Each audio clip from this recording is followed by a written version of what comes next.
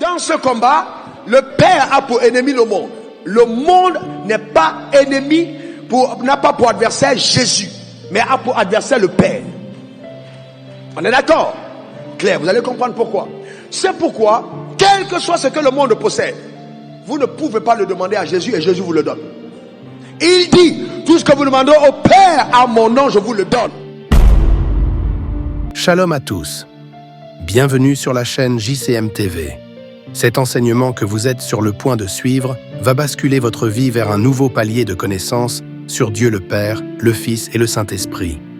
Si vous êtes nouveau sur cette chaîne, veuillez vous abonner pour ne pas manquer nos prochaines vidéos.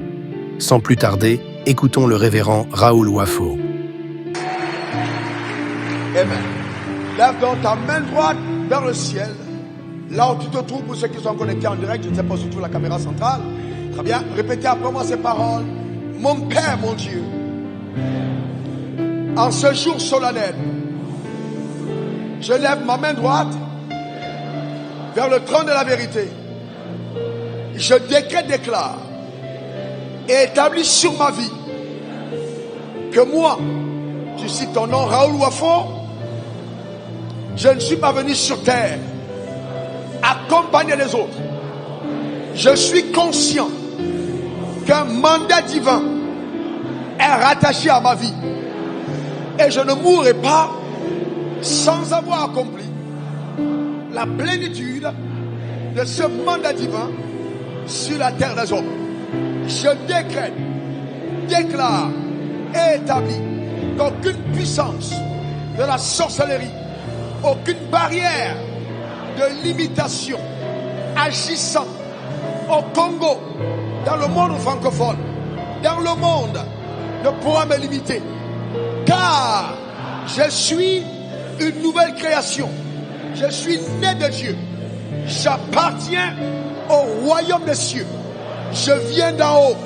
C'est pourquoi je décrète, déclare et établis que le Congo est béni par ma vie. Je suis une bénédiction pour ma génération. Les sorciers, vous perdez votre temps. Aucune arme forgée contre ma vie ne saura prospérer. Je suis béni par Dieu et je règne sur la terre des hommes. Je commande à la terre, attends de moi tes meilleurs fruits. Je lève ma main vers le ciel. Je dis ciel, envoie-moi ta rosée, ta bénédiction, car je suis le fils d'Abraham, de qui il a été dit, ta postérité possédera les portes de ses ennemis. Oui, je suis béni, en bonne santé, saint, fort, sage, intelligent, puissant, riche. Je suis le roi suscité par Dieu pour régner sur terre au nom suprême de Jésus. Amen. Amen. Amen. Acclame très fort ton Créateur. Que Dieu bénisse ton âme. Amen. Alors quand je dis Amen, il faut bien comprendre, ça veut dire ainsi soit-il. Donc quand tu diras Amen, quand je dis Amen, tu dis Amen, il y aura une mobilisation angélique. Les anges vont intervenir en ta faveur. Donne-moi encore ton meilleur Amen. Tu ne partiras pas de ce soir, de cet endroit, comme tu es venu, au nom suprême de Jésus. S'il y a quelque chose que Satan avait volé, cela te sera restauré au nom suprême de Jésus. La connaissance de la vérité va te libérer, t'affranchir au nom suprême de Jésus. Ta vie bascule en autre palier, à une autre dimension au nom suprême de Jésus. Donne-moi encore 3 bons amen. Acclamons Jésus. Poussons des cris de joie.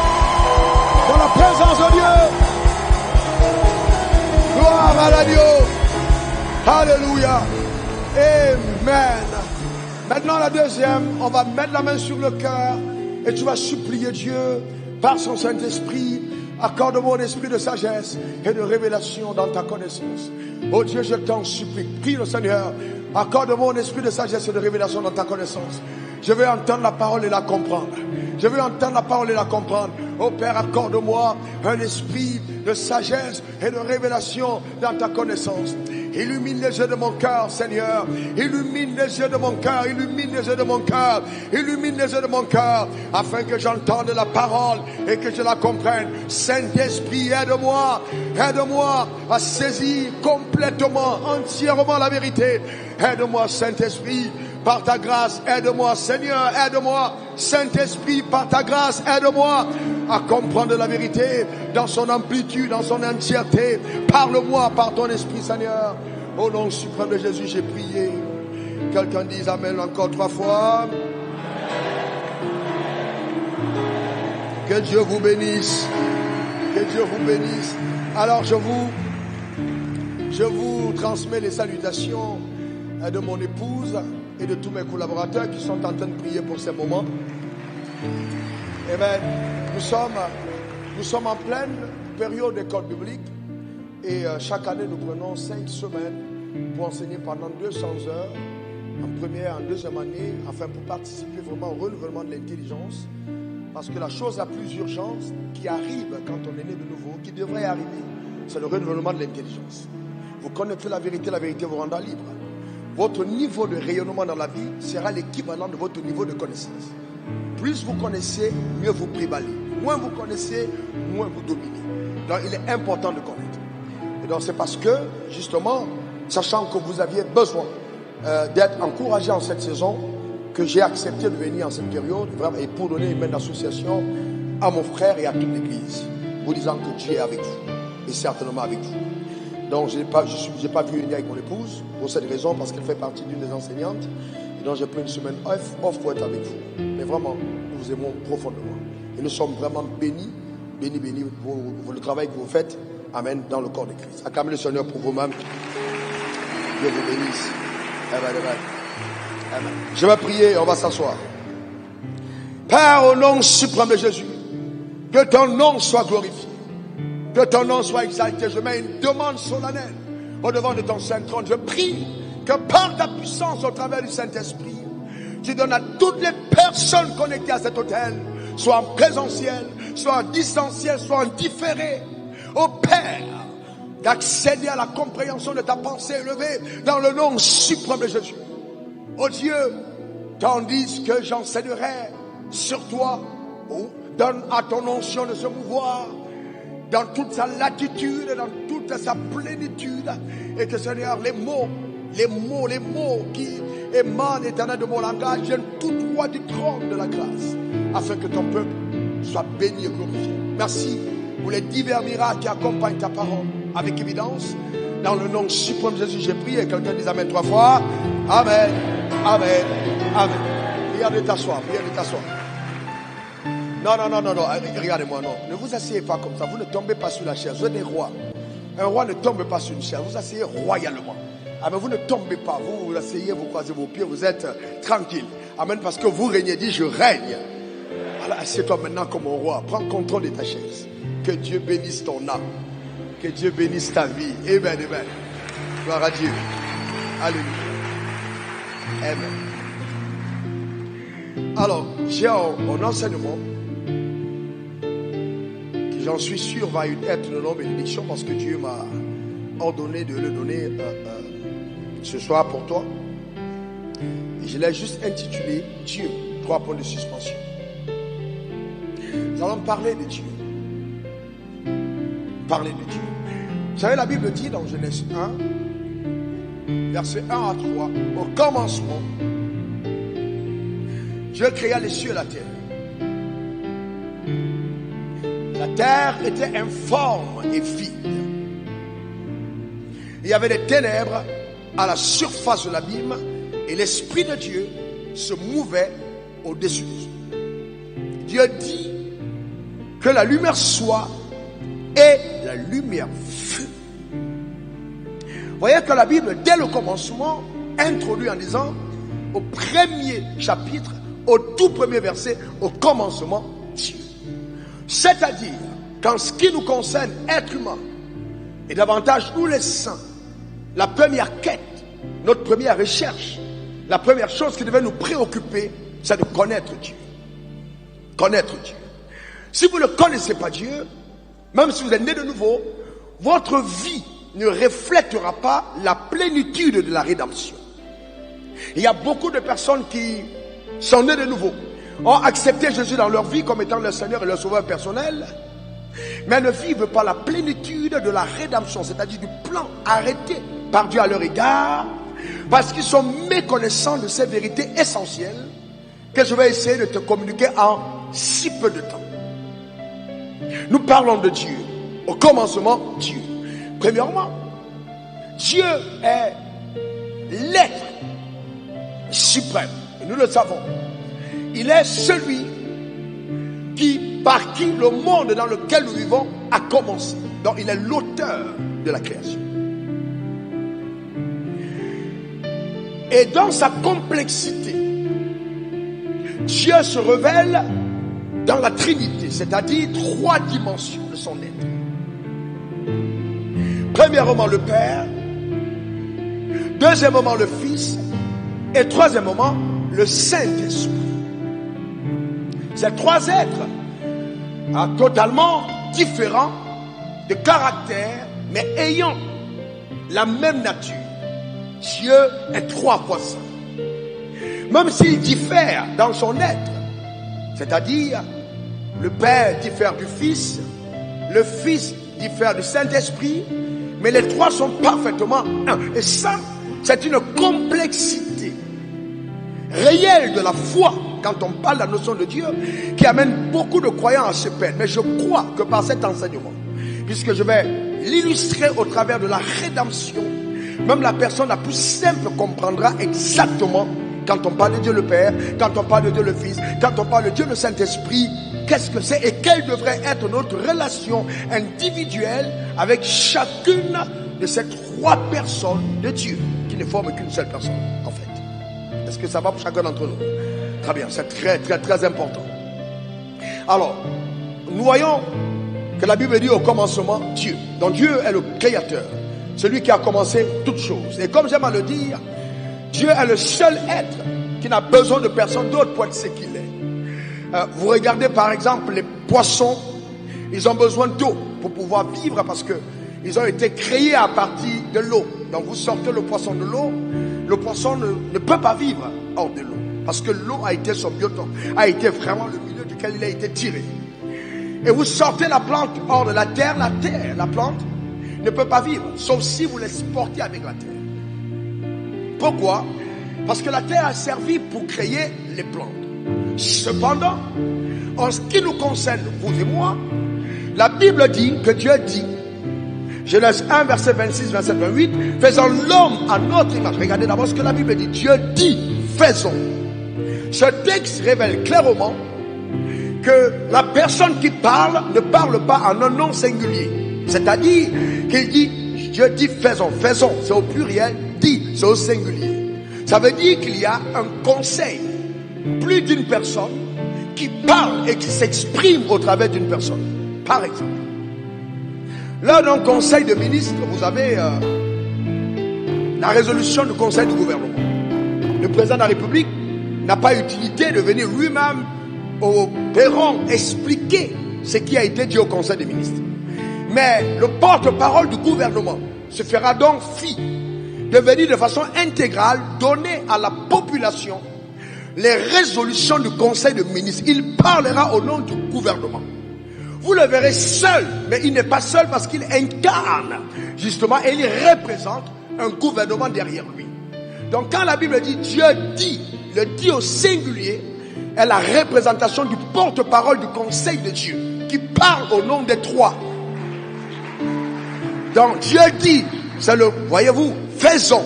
Donc Dieu dit, porte-parole, faisons, c'est le conseil de Dieu dans son entier. Dieu le Père, le Fils et le Saint-Esprit. Faisons l'homme à notre image, selon notre ressemblance et qu'il domine. sur les poissons de la mer, sur les oiseaux du ciel, sur tous les reptiles qui rampent sur la terre. Donc, la pensée de Dieu, quand il crée l'homme, c'est afin que l'homme domine. Dis après moi, je dominerai. Déclare-lui encore, une troisième fois. Donc, la pensée de Dieu est la pensée de la domination. Maintenant, si Dieu pense à la domination, une question importante se pose. Dieu conçoit l'homme à son image et sa ressemblance, il dit domine. Mais qu'est-ce qui s'est passé pour que l'homme puisse être amené à dominer? Et tu viendras dans cette résistance, dans le jardin que Dieu lui-même a créé. Et c'est ça, justement, que chaque croyant devait comprendre avec vraiment révélation. Suivez-moi attentivement. Vous devez vous poser la question, c'est de savoir, mais pourquoi Dieu m'a créé? Pourquoi Dieu a créé l'homme? Si Dieu n'a besoin de personne d'autre pour être ce qu'il est, pourquoi il a créé l'homme? Et pourquoi il sort l'homme de lui? Mais d'où est venu de Dieu à Dieu l'idée de créer l'espèce appelée homme? Est-ce que vous savez que Dieu a eu un problème à la montagne de Sion? Dans Ézéchiel 28, la Bible nous dit qu'il était dans son gouvernement. Et il y avait donc 3 ministres d'État qui étaient dans son haut conseil de gouvernement à la montagne de Sion. On avait le ministre d'État Lucifer, chargé de la communication et de la culture du royaume des cieux, qui était à la montagne de Sion. On a le ministre d'État Michaël qui était chargé des forces armées, qui était à la montagne de Sion. On a le ministre d'État Gabriel qui était ministre d'État de la communication, qui était à la montagne de Sion. Et Dieu régnait dans sa gloire et dans sa splendeur. Sauf que au ciel, Lucifer, qui était au-dessus du tiers des anges, a décidé de faire un coup d'état contre Dieu. Mais Dieu n'est pas un président africain. Dieu ne peut pas être surpris par les événements. Dieu est omniscient. Dieu est un être élevé. Il est au-dessus de tout. Donc il a détecté le coup d'état et la conviction que Lucifer avait réussi à placer dans le cœur des anges qui plus tard furent déchus. Et il décida alors de régler ce problème tout en restant Dieu. C'est-à-dire, je suis le créateur et à aucun moment je ne quitterai mon trône de créateur pour me battre avec ma créature. Je ne peux pas. Je suis Dieu. Je ne veux pas aller d'égal à égal avec Satan et combattre avec lui parce que je suis Dieu. Alors, le haut conseil de Dieu se met ensemble, le Père, le Fils et le Saint-Esprit, et ils réfléchissent. Qu'est-ce qu'on fait de Lucifer? Et ils trouvent dans la résolution en disant, alors propulsons Lucifer du ciel, amenons-le sur la terre. Et dans Ézéchiel 28, verset 17, voyez clairement ce que la Bible dit. Ton cœur s'est élevé à cause de ta beauté. Tu as corrompu ta sagesse par ton éclat. Je te jette par terre. Je te jette par terre afin que les rois te voient. Donc Dieu dit, nous allons le jeter par terre et nous allons créer. Je veux bien ce que Dieu dit. Il n'a pas dit l'homme, mais il dit les rois. Je vais créer des rois sur la terre, des rois. Le roi est celui qui règne. Et sur la terre, je ferai apparaître des rois. Et ces rois-là vont infliger à Satan la correction qu'il mérite. Nous n'allons pas le toucher de nos propres mains. Vous comprenez ça? Donc c'est ainsi que dans l'intelligence de Dieu, il fait sortir l'homme. Mais il a un problème sérieux. Sérieux. Le problème est lequel? Lucifer est étincelant de beauté. Lucifer est glorieux. Lucifer est l'être le plus beau que Dieu ait fait. Talentueux. Et qui se rebelle ainsi contre Dieu.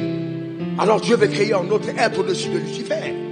Mais comme Dieu a déployé son intelligence élevée pour créer Lucifer, il bute à un problème. Alors, mettons de l'or sur lui, mettons tel métaux sur lui, mais Lucifer était tellement beau qu'à force de rediscuter ensemble, ils prennent donc la décision, faisons l'homme à notre image. Faisons l'homme à notre image selon notre ressemblance. En d'autres termes, donnons à l'homme de nous ressembler. La seule chose qui lui donnera d'être sublime sur la terre, il faut qu'il soit exactement comme nous. C'est ainsi donc que Dieu créa l'homme à son image selon sa ressemblance. Et donc il décida de faire paraître l'homme sur la terre. Vous allez observer que entre le verset 1 et le verset 2, la Bible dit, Dieu créa, au commencement Dieu créa le ciel et la terre était informe et vide. Ça n'a pas de sens. Parce que Dieu ne peut pas créer quelque chose qui est informe. Dieu, c'est le plus grand créateur. Donc, s'il n'y a pas de forme sur la terre au verset 2, ça veut dire qu'il y a quelque chose entre le verset 1 et le verset 2 que la Bible ne nous révèle pas à cet endroit. On est d'accord? Parce que vous devez comprendre que la création révèle le créateur. On connaît la puissance de Mercedes par ses voitures, la puissance de Honda par ses voitures, la puissance de Picasso par ses tableaux. Et la puissance de Dieu se révèle par ses créatures. Donc Dieu ne peut rien faire d'informe. Impossible. Donc il y a eu quelque chose entre le verset 1 et le verset 2 qui ont amené justement la terre à être informe. Donc s'il fallait réécrire la Bible, voici ce qu'on mettra. Version corrigée, Raoul Wafo. Au commencement, tu veux bien. Dieu, pourquoi vous êtes étonné? Schofield, c'est un homme comme moi. Louis Ségon, c'est un homme. Darby, c'est un homme. Donc il peut avoir une version Raoul Wafo. Donc c'est pas un problème. Au commencement, Dieu créa les cieux et la terre. Dieu, verset 2, Dieu était à la montagne de Sion et régnait dans sa gloire. Verset 3, son gouvernement était composé de 3 archanges, ministres d'État. Verset 4, Lucifer, ministre d'État de la culture chargé de la communication. Verset 5, Gabriel, ministre d'État chargé des forces armées. Verset 6,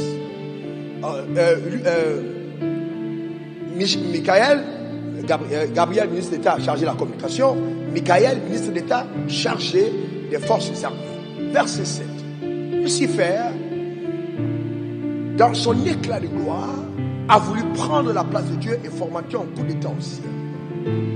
Verset 8, Dieu dans son omniscience détecta le coup d'État et décida de résoudre ce problème. Verset 9, c'est ainsi que le conseil de Dieu résolut de chasser Lucifer du ciel et de l'envoyer vers la terre. Verset 10, cette résolution fut adoptée à l'unanimité. Verset 11, Lucifer fut propulsé du ciel et de la terre. Verset 12, quittant le ciel, il perdit la gloire de Dieu. Verset 13, il devint ténèbres et se fracassa sur la terre. Verset 15, la terre devient donc informe et vide et il y avait des ténèbres à la surface de l'abîme.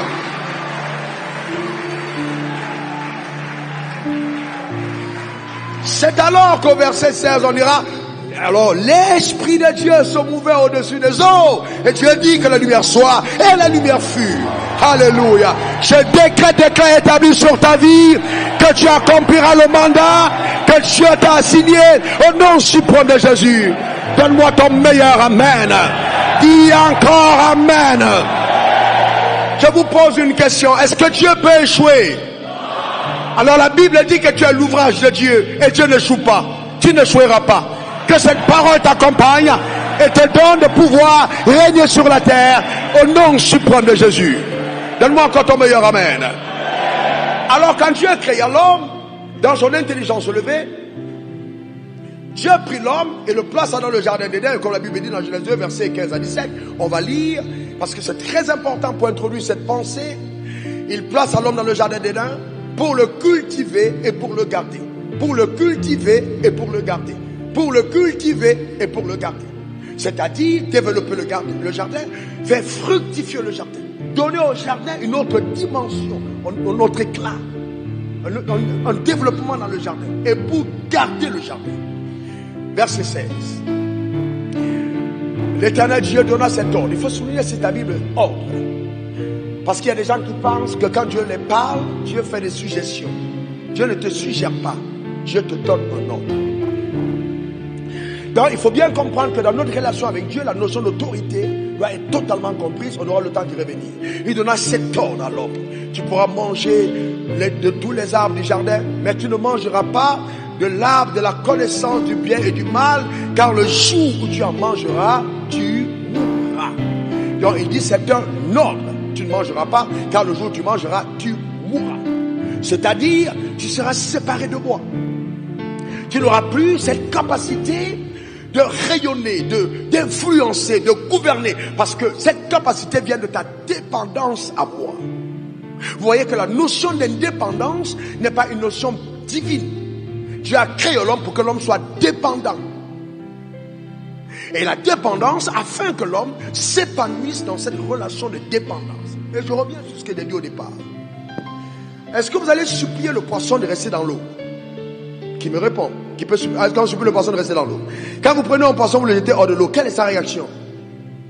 Qui a déjà vu un poisson pêcher hors de l'eau, on le met juste à côté de l'eau. Qu'est-ce qu'il fait? Il se débat, il bouge. Qu'est-ce qu'il recherche? Il veut rentrer dans son biotope. Il veut rentrer dans son lieu d'origine. On est d'accord? Pourquoi? Parce qu'il sait qu'il ne peut pas s'épanouir hors de l'eau. Donc, quand Dieu a créé l'homme, il a sorti l'homme de lui. Il sort l'homme de lui, faisant l'homme à notre image. Il engendre l'homme de lui-même. Et donc l'homme est supposé dépendre de Dieu. Et seule la dépendance à Dieu donnera à l'homme une réelle domination. C'est pour ça qu'il dit, le jour où tu mangeras de ce fruit, tu mourras, on sera séparés. Donc ta puissance et ta force, tu ne l'auras plus. Et le diable sait. Et le diable sait. D'ailleurs, imaginez que l'homme apparaisse dans le jardin d'Éden. Il y a tous ces animaux, le lion, la lionne, tout le jardin est déjà préparé. Il y a tout dans le jardin. Il y a l'or, il y a le diamant, il y a des lacs. Et le jardin est tellement beau, il fait intervenir l'homme le 6e jour. Et quand il fait intervenir l'homme, la Bible dit, il forma l'homme de la poussière du sol. C'est-à-dire que tous les animaux qui sont là, qui sont venus avant l'homme, regardent pour voir qu'est-ce que Dieu est en train de faire, parce que l'homme est la seule créature qui a nécessité les mains de Dieu. Toutes les autres créatures, Dieu a parlé. Que la lumière soit, que les eaux produisent, que la terre produise. Il n'a que fait que parler. Et là, le seul moment où on voit 2 mains gigantesques quitter le ciel, prendre la terre et commencer à travailler comme un potier, c'est la venue de l'homme. Donc pour tous ceux qui sont dans le jardin, ils se disent, cette créature doit avoir une attention particulière du Créateur pour que les mains de Dieu se retrouvent sur la terre. Donc voilà comment est-ce que Dieu crée l'homme, en déployant ses mains vers l'homme, en montrant cet amour, cet attachement qu'il a vis-à-vis de cette créature. Et Dieu lui dit domine. Et il bénit l'homme, il bénit la femme, et dans son intelligence élevée, sachant que l'homme sera le leader de sa femme, sachant que l'homme sera le maître de sa femme, en termes de leadership, il fait venir l'homme en premier sur la terre et il met sa femme en l'homme. Il fait venir les animaux, voir comment l'homme va nommer tous les animaux. Et l'homme termine son travail extraordinairement. Et il dit en ce moment, il n'est pas bon que l'homme soit seul, je lui ferai une aide qu'il soit semblable.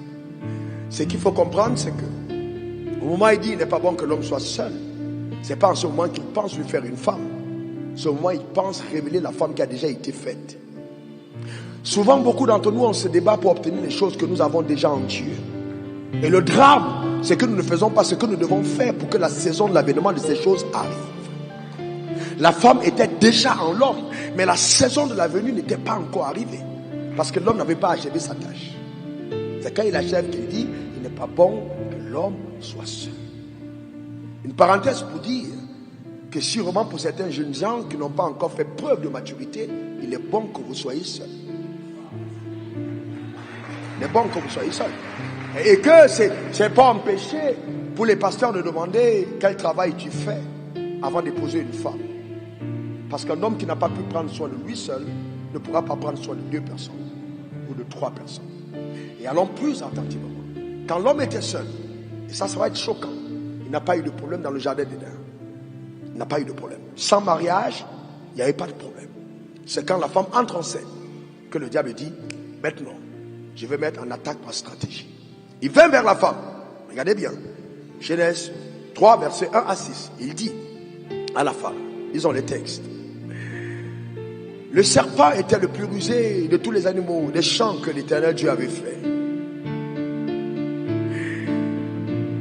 Et il dit à la femme, Dieu a réellement dit que vous ne mangerez pas de tous les arbres du jardin. La femme répondit au serpent, nous mangeons du fruit des arbres du jardin. Mais quant au fruit de l'arbre qui est au milieu du jardin, Dieu a dit, vous n'en mangerez point et vous ne toucherez point, de peur que vous ne mouriez.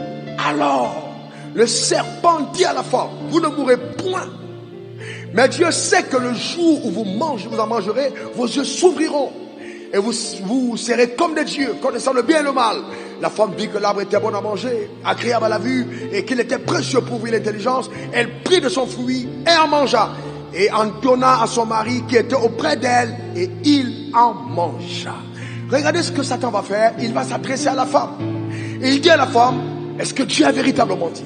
Donc, qu'est-ce qu'il fait? Il remet en question la parole qui a été donnée par Dieu à son mari.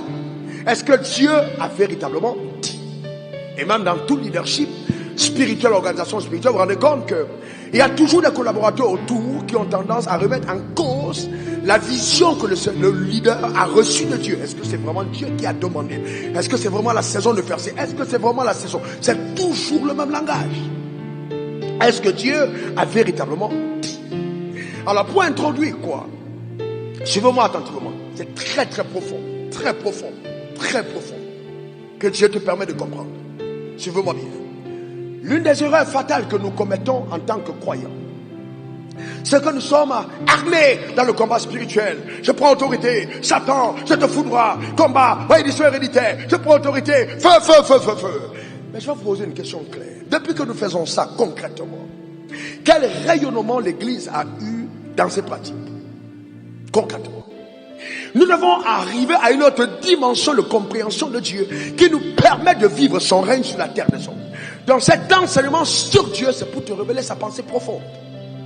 Et que tu saisisses pleinement la rédemption et les exigences de cette rédemption rattachées à la nouvelle création que tu es devenu. Écoutez-moi bien, c'est une erreur fatale de considérer que le diable est ton seul ennemi. Ce serait une grave erreur, une très grave erreur. Parce que beaucoup d'entre vous, vous risquez de mourir sans jamais voir le diable. Le diable n'étant pas omniscient, il ne se montre pas à tout le monde. Il est apparu dans ma chambre en 1997, j'étais au Ghana, quand il m'a fait une proposition insidieuse. Mais je vais vous dire une chose, beaucoup mourront sans le voir, parce qu'il n'est pas omniprésent.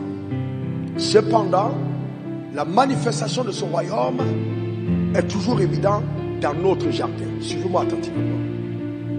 La Bible dit que le serpent était un animal que Dieu avait béni. Vrai ou faux? Si vous dites vrai, levez la main. Levez la main là-bas. Dieu avait béni l'animal. Levez la main. Très bien. Si vous n'avez pas levé la main, vous ne connaissez pas la Bible. Levez la main par la foi. Alors, amen. Voyez-vous? Donc, écoutez-moi bien. L'animal, le serpent, était béni par Dieu.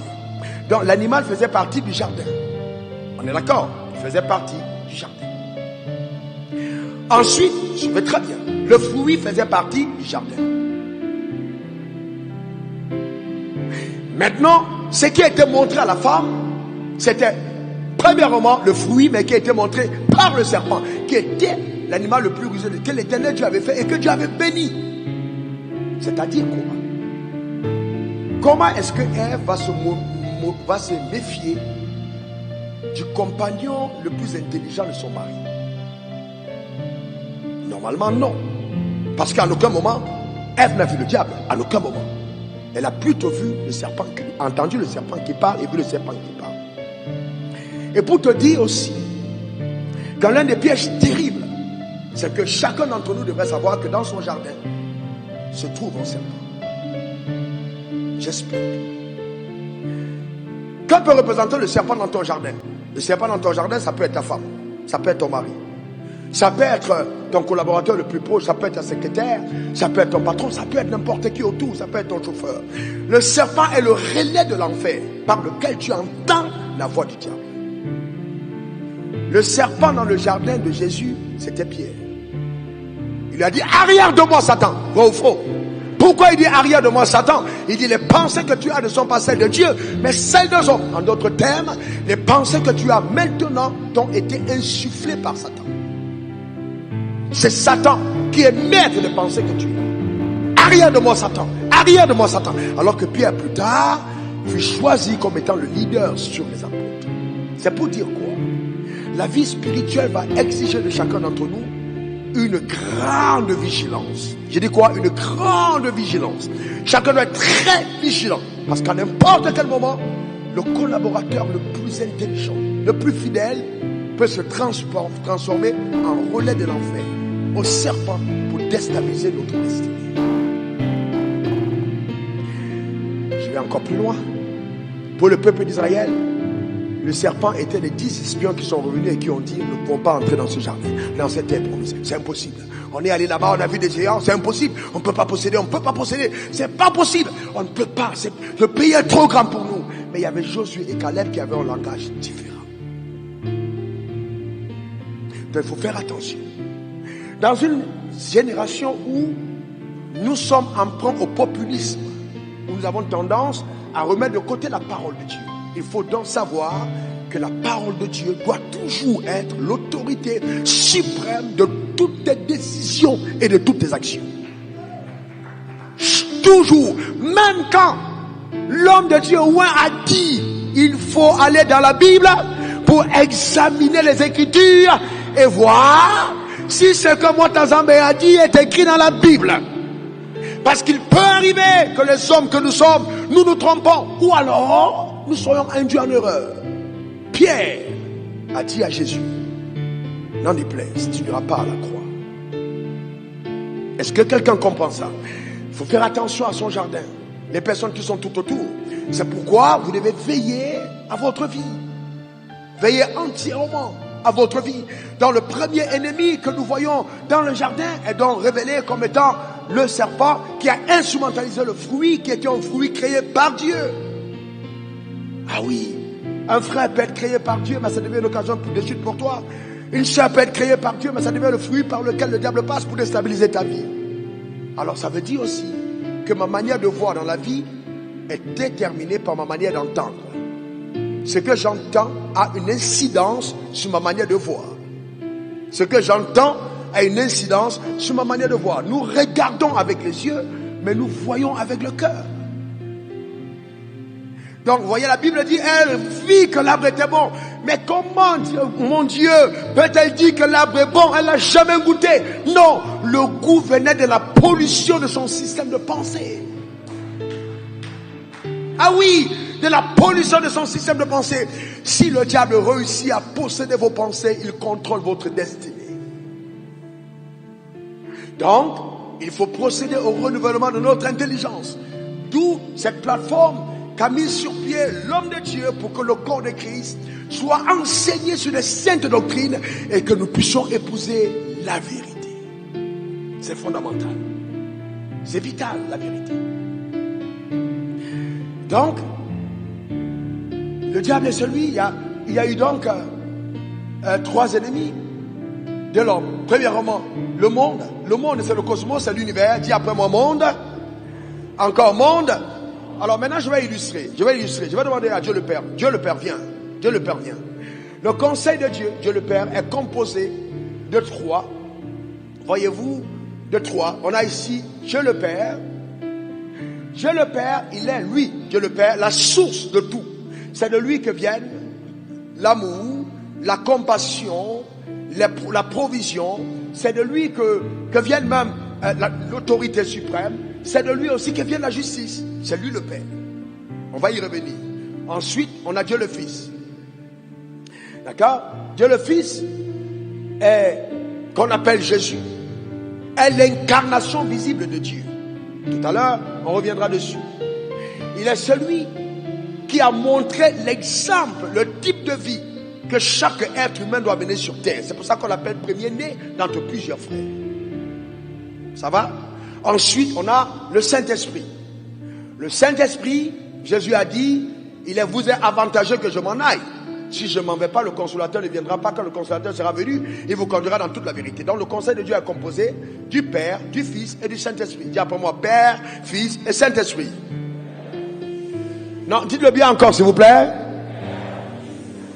Une dernière fois. Maintenant, en ce qui concerne les ennemis, on a vu qu'on avait le monde comme premier ennemi. Le monde qui vient du mot cosmos, qui veut dire l'univers, agencé. D'accord? On a le monde, qui est le premier ennemi.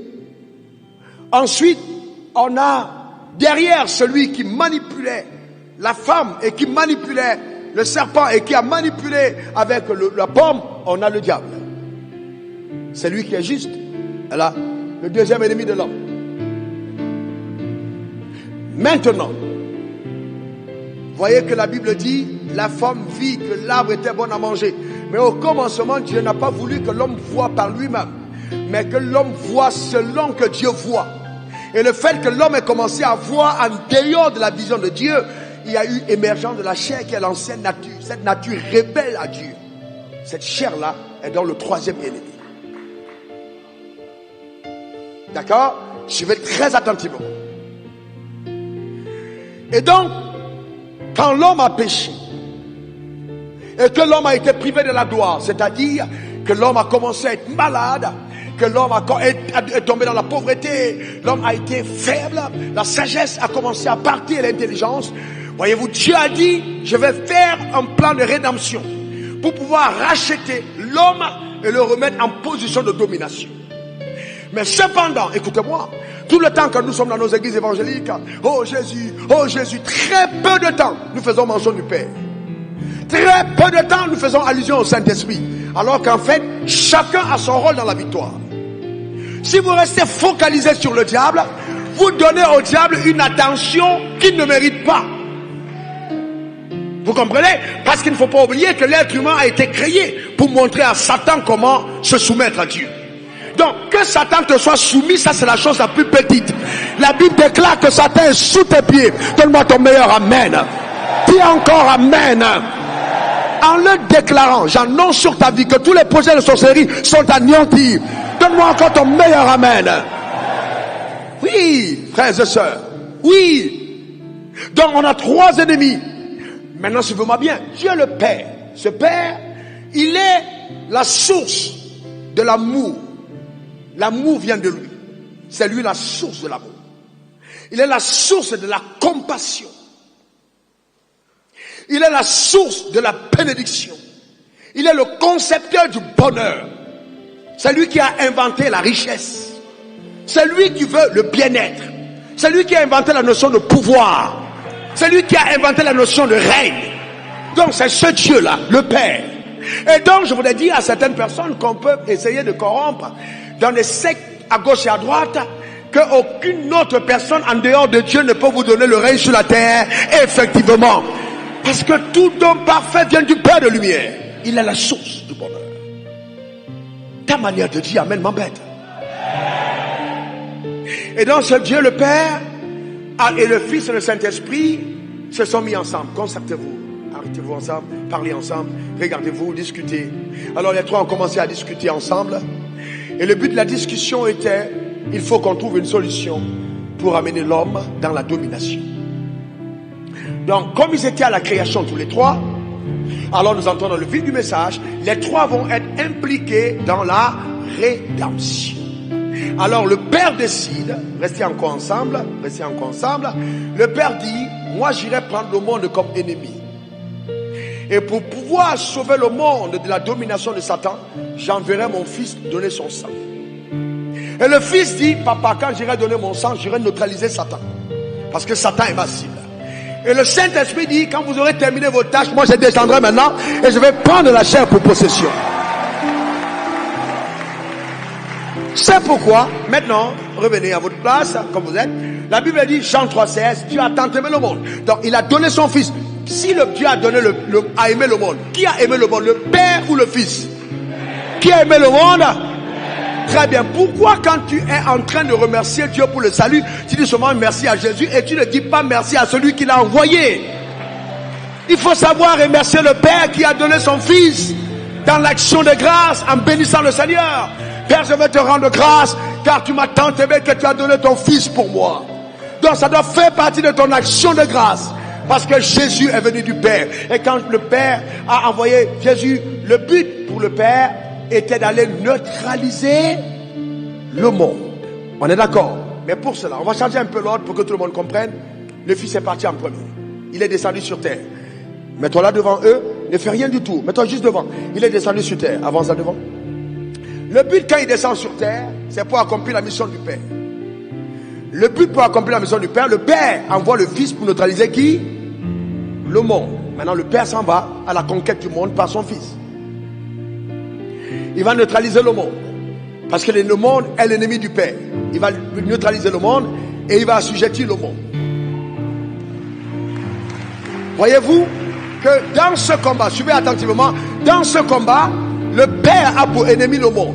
Le monde n'est pas ennemi, n'a pas pour adversaire Jésus, mais a pour adversaire le Père. On est d'accord? Claire, vous allez comprendre pourquoi. C'est pourquoi, quel que soit ce que le monde possède, vous ne pouvez pas le demander à Jésus et Jésus vous le donne. Il dit, tout ce que vous demandez au Père à mon nom, je vous le donne. Parce que c'est le Père qui possède le monde. Et vous le demandez au nom de Jésus. Maintenant, le Fils est descendu et puis il dit, je m'en vais neutraliser le diable. Il est descendu dans les réseaux inférieurs de l'enfer. Il les a neutralisés. Alors, il a assujetti. C'était un loup combat. Mais Satan a été mis à genoux. Et Jésus a vaincu le diable. Est-ce que ça va? Maintenant, suivez-moi bien. Vous ne pouvez jamais dire un démon, démon, pars, au nom de Jésus, au nom de Dieu, pars. Est-ce que le démon part? Au nom de Dieu, pars. Le démon ne peut pas partir au nom de Dieu. D'ailleurs, le démon lui-même, il se fait souvent passer pour Dieu. Donc, quand il dit au nom de Dieu, toi là, mais qui est Dieu? Qui est Dieu? Donc, il va se moquer de toi. Il ne reconnaît comme autorité qu'un seul nom. Philippiens 2, verset 10. Il ne connaît qu'un seul nom. Il ne connaît qu'un son nom comme autorité. Il ne connaît qu'un son nom. Le nom de Jésus. Je déclare établi sur ta vie que le nom de Jésus va soumettre toutes les puissances sataniques au nom suprême de Jésus. Tu marches dans la domination. Donne-moi ton meilleur amen. Dis encore amen. Pendant que tu dis amen 3 fois, je vois tes adversaires tomber sous le pouvoir de Dieu. Alléluia. Amen. Gloire à Dieu. C'est pourquoi vous voyez-vous, 1 Jean 3:8, le Fils de l'homme apparut afin de détruire les œuvres du diable. Donc c'est Jésus qui a vaincu Satan. Pourquoi c'est Jésus qui a vaincu Satan? Parce que Jésus était 100% homme et 100% Dieu.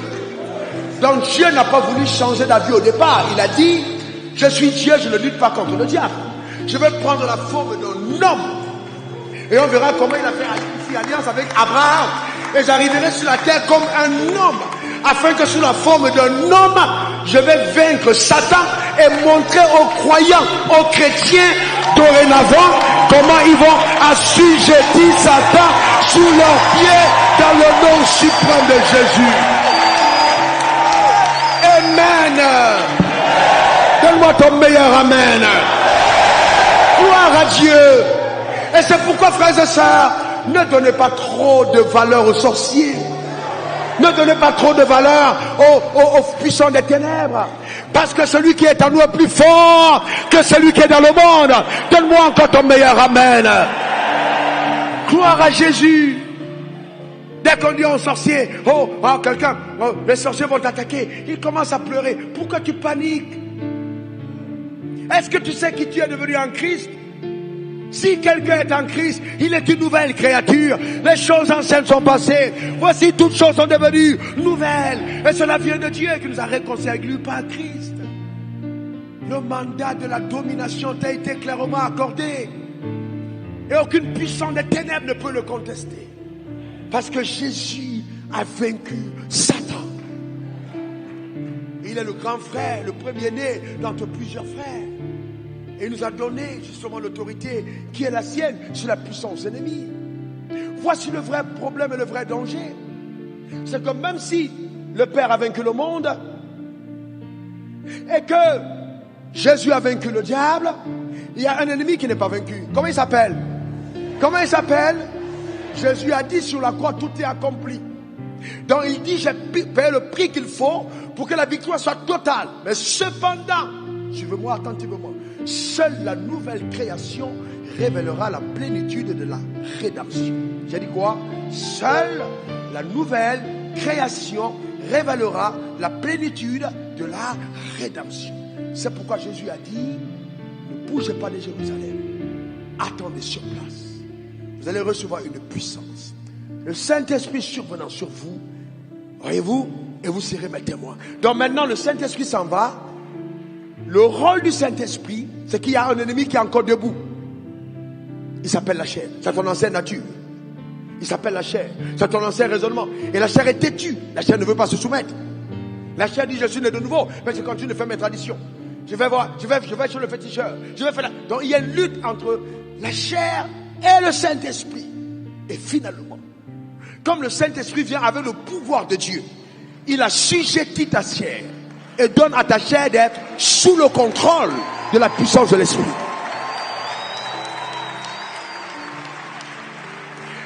Vous comprenez pourquoi le diable n'aime pas la sanctification? Parce qu'il sait que la sanctification révèle la plénitude de la victoire. Romains 8, verset 14. Seuls ceux qui sont conduits par l'Esprit de Dieu sont fils de Dieu. Dans le grec original, sont fils matures de Dieu. Dans la maturité spirituelle vient par le fait de pouvoir se laisser conduire par le Saint-Esprit. Voyez-vous? Et donc c'est ça la clé. Me laisser conduire par le Saint-Esprit. Permettez que je me lève au moment. Et cette relation entre le Saint-Esprit et le croyant doit être foncièrement alimentée, premièrement par la parole de Dieu. Comme le Saint-Esprit est descendu en toi, il est saint. Donc la première œuvre qu'il fait en toi, c'est une œuvre de sanctification. Une œuvre de mise à part. Et il descend avec Jean 1,12, le pouvoir. Il te met en pouvoir en toi. À tous ceux qui, Jean 1,12, à tous ceux qui l'ont reçu, à ceux qui croient en son nom, elle leur a donné le pouvoir. Donc chaque croyant né de nouveau a en lui un pouvoir. Dis après moi, j'ai un pouvoir. Encore. Et c'est seul ce pouvoir qui te donne la capacité de devenir enfant de Dieu. Donc le pouvoir, c'est les insouciants, la capacité de choisir et d'agir selon la vérité. Donc la victoire de la rédemption, tu la manifestes quand tu te soumets au Saint-Esprit. Le but du Saint-Esprit, c'est de faire quoi? Dans le jardin d'Éden, quand Satan est venu, il a dit à Ève, hey Ève, si tu manges de ce fruit, tu seras comme Dieu. Ève n'a pas eu un signal intérieur. Elle a été perturbée par cette voix extérieure. Mais maintenant Dieu dit, comme nous connaissons la technique de Satan, on ne va plus jamais vous laisser seul. Chaque fois que Satan va venir te chuchoter quelque chose à l'oreille, il y aura quelque chose dedans. Il y aura quelque chose dedans. Il y aura le Saint-Esprit en toi qui va venir te dire la différence. Comme ça, armé de la vérité intérieure, tu pourras dire, hey, arrière de moi Satan, parce que tu connais justement la volonté de ton Père. Il y a un croyant qui va à l'église et qui attend seulement, imposez-moi les mains, bénissez-moi, mais qui ne lit pas la Bible ne sera jamais un croyant fort. Deuxième chose, ta chair a été tellement habituée à certains travers, tellement. Tu mens depuis ton arrière-grand-père.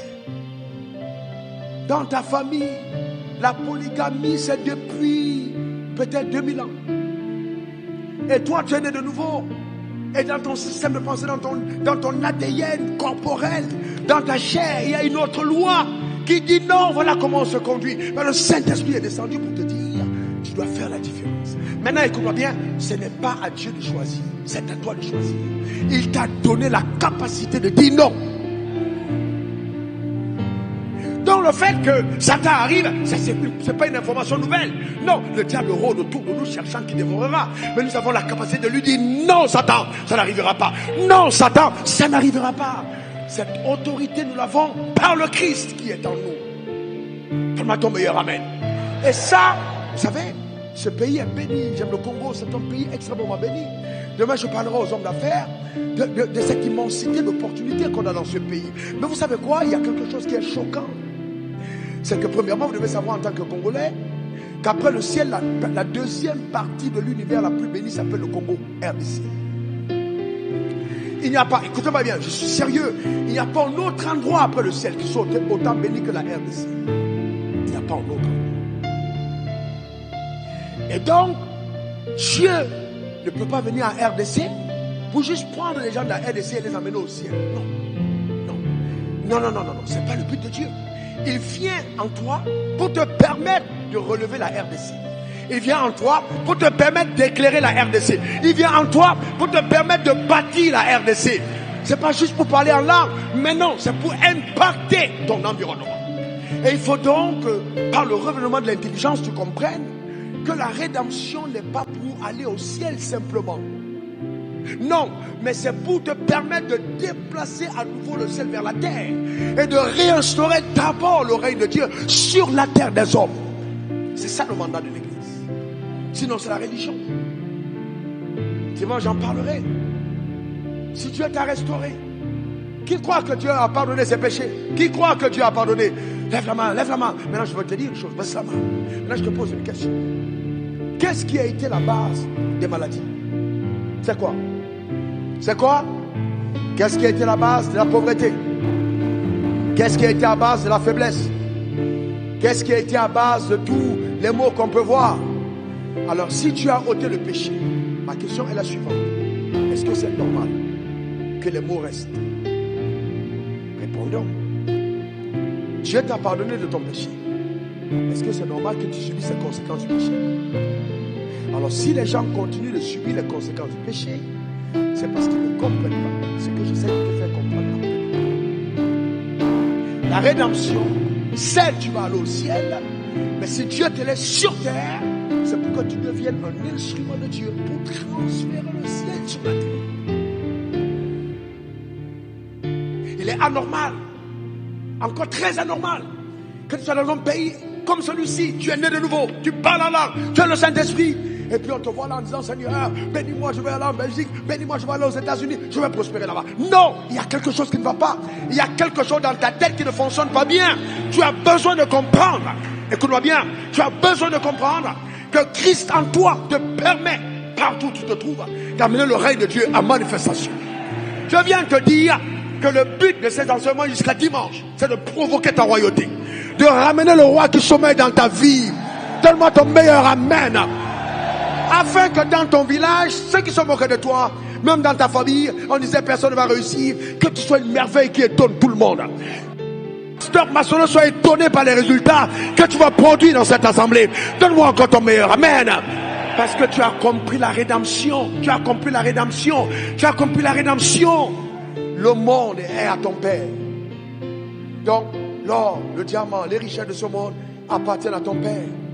Pourquoi c'est normal que tu sois là et que ce soit les Indiens, simplement, les Libanais, simplement, que ce soit les Français, simplement, qui viennent prendre les choses qui appartiennent à ton Père dans ton propre pays.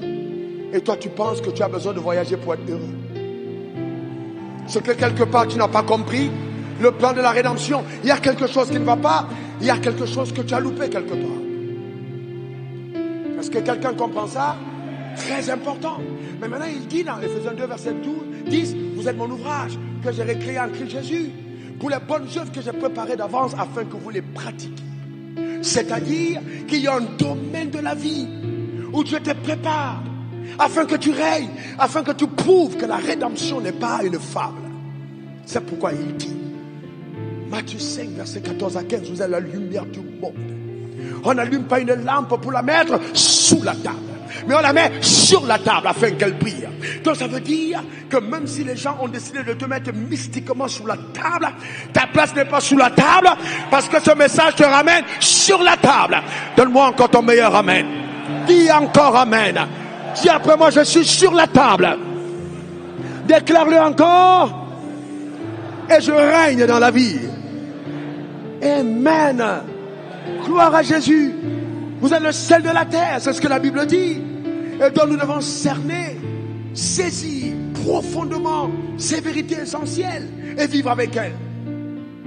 La rédemption n'est pas juste une histoire pour aller au ciel, mais c'est l'engagement du conseil de Dieu à restaurer l'homme dans sa dignité et vous ramener, nous ramener à vivre le règne de Dieu sur la terre des hommes. Écoutez-moi attentivement. Un enfant de Dieu qui a la parole de Dieu ne peut pas être un échec. Un jour, j'étudiais la Bible, puis Dieu me dit, vous dites que les matières premières, c'est l'or, le café, le cacao, le bauxite et tout. J'ai dit, oui, papa. Il dit, mais réfléchis bien. Si c'était elle, les matières premières, qu'est-ce qui a créé ces matières premières? J'ai dit, c'est ta parole. Il dit, bon, pour l'être spirituel, la matière première n'est pas le cacao. La matière première n'est pas le cobalt. La matière première n'est pas le cuivre. La matière première C'est la parole de Dieu. Un enfant de Dieu qui a la parole de Dieu ne peut pas se prévaloir d'être pauvre. Je vous dis la vérité. Ne peut pas se prévaloir d'être pauvre. Le vrai problème, c'est qu'il n'arrive pas à comprendre comment nous migrons de notre système de pensée à l'évidence du règne. Et ça, c'est l'enseignement de dimanche. Comment je fais donc, après la rédemption, pour vivre le règne sur la terre? Comment je fais? Comment je fais? Je suis arrivé en Côte d'Ivoire. J'ai passé mes premières nuits dans la gare de bus.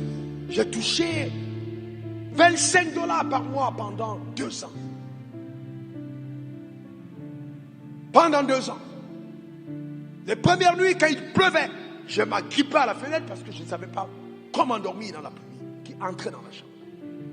Et la parole de Dieu, la matière première, ce que Dieu a donné par le renouvellement de l'intelligence, a bouleversé mon système de pensée et a amené l'émergence de la royauté visible par des yeux. La Bible dit, il a dit à Abraham, Genèse 17, verset 6, les rois sortiront de toi. Les rois sortiront de toi. Donc, il n'y a personne qui peut se prévaloir d'être un esclave en étant en Christ. Personne. Et ne permet à personne de te regarder comme un Congolais simplement. Parce que tu es plus qu'un Congolais. Tu es au-dessus du Congolais. Tu es un citoyen de la patrie céleste. Tu es né d'en haut. Tu viens de Dieu. Donne-moi ton meilleur amen. Et aucune puissance ne peut empêcher l'émergence de cette vérité parce que tu es un enfant de Dieu. Il faut arrêter le complexe. Arrêtez d'être complexé. Arrêtons, Africains, d'être complexés. Écoutez-moi très bien. La pauvreté n'est pas noire. La médiocrité n'est pas noire. Est-ce que quelqu'un comprend ça? Et l'excellence n'est pas blanche. Tout ça, ce sont des notions spirituelles. Donc il ne faut pas croire que parce que tu es en noir, tu ne peux pas le faire. Tu vas le faire. Ta manière de dire amen m'embête. J'ai dit tu vas le faire. Donne-moi ton meilleur amen. Dis après moi, je veux le faire. Encore. Dis-le encore. Dis je réussirai. Je réussirai. Je vais réussir dans le couloir de mon appel. Car je sais, le Père a vaincu le monde. Jésus a vaincu le diable et le Saint-Esprit m'aide à vaincre ma chair, mon ancienne nature, mon ancien système de pensée. Il me conduit dans la vérité au nom suprême de Jésus. Amen 3 fois. Que Dieu te bénisse très abondamment. Que Dieu bénisse ton âme. Que Dieu bénisse ta vie. Acclame le Seigneur pour ta propre vie. Gloire à l'agneau. Gloire à Jésus. Revenez toutes les deux. N'oubliez pas, frères et sœurs, s'il y a une image que je voulais que vous reteniez, mets-toi à genoux, s'il te plaît. Ce que ta chair va être sérieusement en combat avec le Saint-Esprit. Et c'est pourquoi il est important de prendre des moments de jeûne et de prière. C'est pour ça qu'il est important de prendre un moment de jeûne et de prière. Il est très important parce que ta chair a une nature extrêmement rebelle. L'ancienne nature. En lisant la parole de Dieu, tu assujettis la domination de ta chair et tu laisses l'émergence de l'homme nouveau que tu es devenu en Christ. Si tu laisses cette pratique quotidienne, il peut t'arriver à un moment de voir que ta chair est en train de reprendre le contrôle. Le Saint-Esprit ne forcera pas la soumission de ta chair sans ta propre volonté. Donc c'est toi-même qui dois prendre la résolution en disant non, je me rends compte que ma vie est déjà en train de décliner. Je prends un temps de jeûne, j'ai envie de marcher par l'esprit, je dois régner sur la terre. Quand les mauvais sentiments et les mauvaises pensées commencent à monter dans ton cœur, à partir de cet instant, il devient urgent d'activer le levier de la vie spirituelle. Et ce Saint-Esprit qui vient, excuse-moi ma soeur, il dépose dans le croyant qui a une chair, il dépose dans le croyant l'onction. Dis après moi l'onction. 1 Jean 2, 20 plus verset 27. Cette onction qui est en toi, qui te permet de vivre pour Dieu, cette onction intérieure a pour but de te permettre de vivre comme un enfant de Dieu. Aujourd'hui, on veut les onction pour chasser le diable. Mais il faut d'abord avoir une onction pour se contrôler soi-même et vivre pour Dieu. C'est l'onction intérieure. Et c'est lui qui t'enseigne. Et comme ce soir, nous avons prié que pendant que tu écoutes l'enseignement, que l'onction t'enseigne. Maintenant, nous allons prendre les 10 minutes qui nous restent et nous allons prier. Tu vas dire, Saint-Esprit, enseigne-moi. Saint-Esprit, parle-moi. Saint-Esprit, révèle-toi à moi. Élève ta voix maintenant. Prions ensemble au nom de Jésus. Révèle ta prière, le Seigneur. Demande que cette parole te soit révélée. Élève ta voix. Parle à Dieu. Parle à Dieu de tout ton cœur. Ne t'étais pas. Là où tu es, parle à ton Créateur. Parle à Dieu. Élève ta voix. Élève ta voix. Crie à Dieu maintenant. Saisis cet enseignement par la foi. Saisis-le par la foi. Déclare sur ta vie que tu marcheras dans la pleine rédemption. Tu marcheras dans la pleine rédemption. Élève ta voix. Parle à ton Créateur dans le nom suprême de Jésus. Rando kebro shakatabre. Chateau kebro dorobakata. Rendo kotobare korondo kate. Chateau kebro doke. Rakata baborosa. Helendo kabro sarababori akande. Okotobre sakate. Rando kokotabare. Chandobre, Rekere Korobaba. Élève ta voix, parle à Dieu. Élève ta voix, parle à Dieu. Élève ta voix, parle à ton Créateur de tout ton cœur dans le nom suprême de Jésus. Élève ta voix, Rito, Brende, Cabo, Château, Koba, Château, élève ta voix, prie le Seigneur. Élève ta voix, parle à Dieu. Élève ta voix, crie à Dieu dans le nom suprême de Jésus. Élève ta voix, décide. Tu marcheras par l'Esprit. Tu marcheras par l'Esprit. Tu marcheras par l'Esprit. Tu marcheras par l'Esprit. Tu marcheras par l'Esprit. Tu vivras par l'Esprit. Élève ta voix. Élève ta voix. Déclare-le dans le nom suprême de Jésus. Rends grâce à Dieu pour la victoire. Rends grâce à Dieu pour la victoire. Rends grâce à Dieu pour la victoire. Rends grâce à Dieu. Rends grâce à Dieu dans le nom suprême de Jésus. Merci d'avoir suivi cet enseignement jusqu'à la fin. Si vous avez été béni après l'avoir écouté, n'hésitez pas à vous abonner tout en activant la cloche de notification pour nos prochaines vidéos. N'hésitez pas à partager le lien avec quelqu'un comme expression d'amour pour la parole de Dieu. Que Dieu vous bénisse abondamment.